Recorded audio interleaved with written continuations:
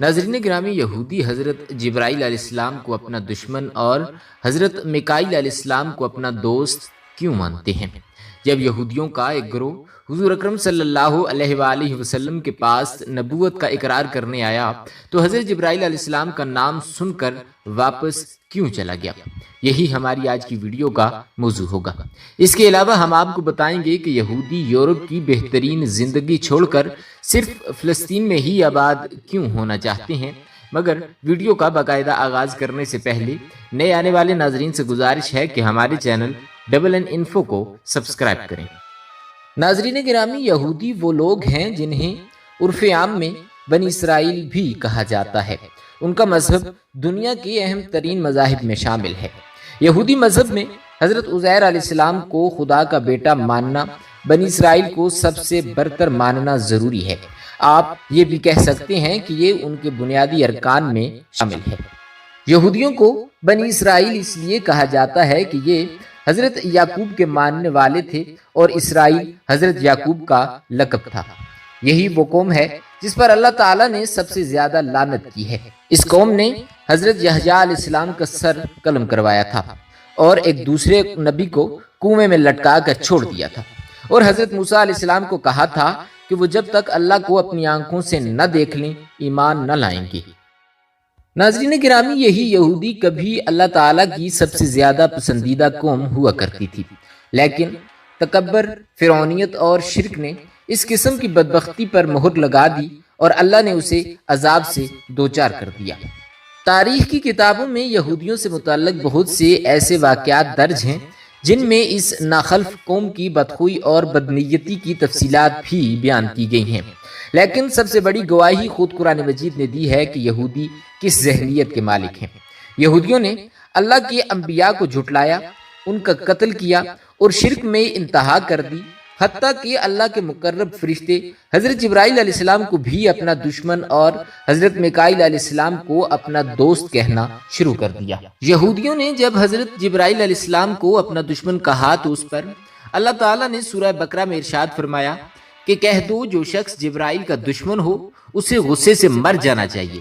خدا کے حکم سے اس نے یہ کتاب تمہارے دلوں پر نازل کی ہے جو پہلی کتابوں کی تصدیق کرتی ہے اور ایمان والوں کے لیے ہدایت اور بشارت ہے۔ ناظرین، حضرت ابن عباس فرماتے ہیں کہ یہودیوں کی ایک جماعت رسول مقبول صلی اللہ علیہ وآلہ وسلم کے پاس آئی اور کہا کہ ہم آپ سے چند سوال کرتے ہیں جن کے صحیح جواب نبی کے سوا کوئی اور نہیں جانتا۔ اگر آپ اللہ کے سچے نبی ہیں تو آپ ان کے جوابات دیجیے۔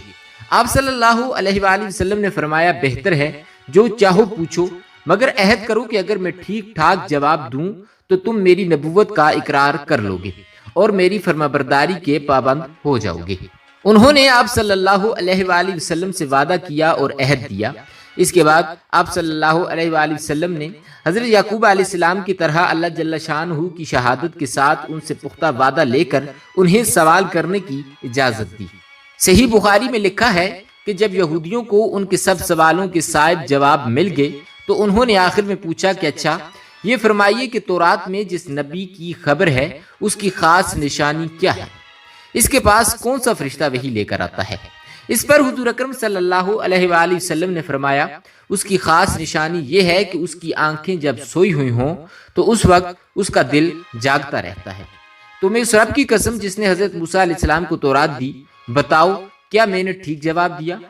سب نے قسم کھا کر کہا کہ آپ صلی اللہ علیہ وآلہ وسلم نے بالکل صحیح جواب دیا۔ اب ہمارے اس سوال کی دوسری شق کا جواب بھی عنایت فرما دیجئے تو اس پر ہم اس بحث کا خاتمہ کر دیں گے۔ اس سوال کی دوسری شق یہ تھی کہ آپ صلی اللہ علیہ وآلہ وسلم پر وحی لے کر کون سا فرشتہ آتا ہے؟ اس کے جواب میں آپ صلی اللہ علیہ وآلہ وسلم نے ارشاد فرمایا، میرا ولی جبرائیل ہے، وہی میرے پاس وحی لاتا ہے اور وہی تمام انبیاء کرام کے پاس بھی لاتا رہا ہے۔ سچ کہو اور قسم کھا کر کہو کہ کیا میرا یہ جواب بھی درست ہے؟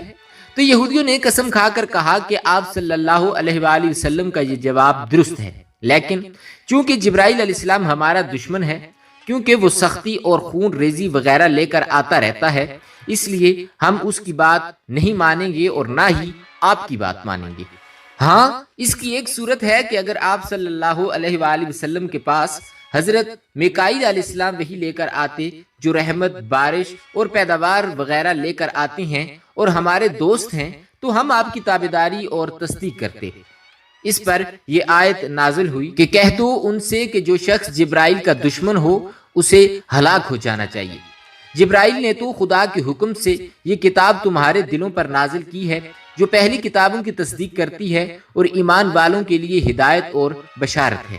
ناظرین، تفسیر ابن کثیر میں اس آیہ مبارکہ کے حوالے سے لکھا ہے کہ امام جعفر طبری رحمۃ اللہ علیہ فرماتے ہیں کہ اس پر تمام مفسرین کا اتفاق ہے کہ جب یہودیوں نے حضرت جبرائیل علیہ السلام کو اپنا دشمن اور حضرت میکائیل علیہ السلام کو اپنا دوست بتایا تھا، اس وقت ان کے جواب میں یہ آیت نازل ہوئی۔ لیکن بعض کہتے ہیں کہ امر نبوت کے بارے میں جو گفتگو یہودیوں کی اور حضور اکرم صلی اللہ علیہ وآلہ وسلم کی ہوئی تھی، اس میں انہوں نے یہ کہا تھا، جبکہ بعض کہتے ہیں کہ حضرت عمر بن خطاب رضی اللہ تعالیٰ عنہ سے ان کا جو مناظرہ حضور صلی اللہ علیہ وسلم کی نبوت کے بارے میں ہوا تھا، اس کے بعد یہ آیت نازل ہوئی تھی۔ یہودیوں کی کتابوں میں بھی یہ بات موجود ہے کہ حضرت میکائیل علیہ السلام قوم یہود کے لیے زیادہ معتبر فرشتہ تھے۔ ناظرین، اب بات کرتے ہیں کہ آخر فلسطین میں ہی یہودی آ کر آباد کیوں ہوئے؟ حالانکہ اس وقت دنیا میں سب سے زیادہ پیسہ یہودیوں کے پاس ہے، یہ اپنی اربوں کی جائیدادیں چھوڑ کر فلسطین میں آ کر آباد کیوں ہوئے؟ ناظرین، اس کا جواب کچھ یوں ہے کہ فلسطین ہی وہ سرزمین ہے جہاں سے انہیں نکالا گیا تھا۔ فلسطین انبیاء کی سرزمین بھی کہلاتی ہے۔ ناظرین، بیت المقدس 2 بار آزاد کروایا گیا تھا، ایک بار حضرت عمر رضی اللہ تعالیٰ عنہ کے دور میں اور دوسرا صلاح الدین ایوبی کے دور میں۔ تاریخ بتاتی ہے کہ یہودیوں کا بادشاہ الیگزینڈر، جس نے مسلمانوں کا بے تحاشا خون بہایا تھا، کہتے ہیں کہ ان لوگوں نے اتنا مسلمانوں کو ذبح کیا کہ ان کا خون گھوڑوں کی سموں تک پہنچ چکا تھا، جس پر الیگزینڈر نے مرغونی لہجے میں کہا تھا کہ کہو اور بلاؤ اپنے نبی کو کہ وہ تمہاری مدد کرے، جس پر صلاح الدین ایوبی نے قسم کھائی تھی کہ میں یہودیوں کو اتنا ہی ماروں گا جتنا انہوں نے مسلمانوں کا خون بہایا، دوسرا کہ میں الیگزینڈر کی گردن خود اپنی تلوار سے کاٹوں گا۔ اس کے بعد تاریخ لکھتی ہے کہ وہ دن آیا کہ جب صلاح الدین ایوبی نے بیت المقدس کو آزاد کروا لیا تھا۔ ناظرین، یہودیوں کا اہم مقصد پوری دنیا پر قبضہ کرنا اور اپنا دین سب سے بلند کرنا ہے، تبھی یہ فلسطین میں آ کر آباد ہوئے ہیں تاکہ وہ اپنا کھویا ہوا مقام حاصل کر سکیں۔ یہودیوں کا اگلا مقصد ہولو ٹیکنالوجی کے ذریعے ایک شخص کو حضرت عیسیٰ علیہ السلام ظاہر کرنا ہے تاکہ تمام یہودیوں کو حضرت عیسیٰ علیہ السلام کے ظہور کا یقین ہو جائے۔ ناظرین، اب ایسا کرنا ممکن ہے کیونکہ چین کچھ سال پہلے ہی اپنی جدید ٹیکنالوجی کی مدد سے آسمان پر ایک پورا شہر بنا چکا ہے۔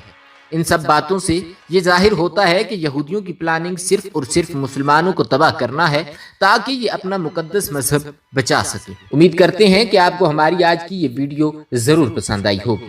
اسی طرح کی مزید دلچسپ اور معلوماتی ویڈیوز دیکھنے کے لیے جڑے رہیے ہمارے YouTube channel double N info کے ساتھ۔ ملتے ہیں ہماری اگلی ویڈیو میں۔ خدا رب العزت آپ کا حامی و ناصر ہو۔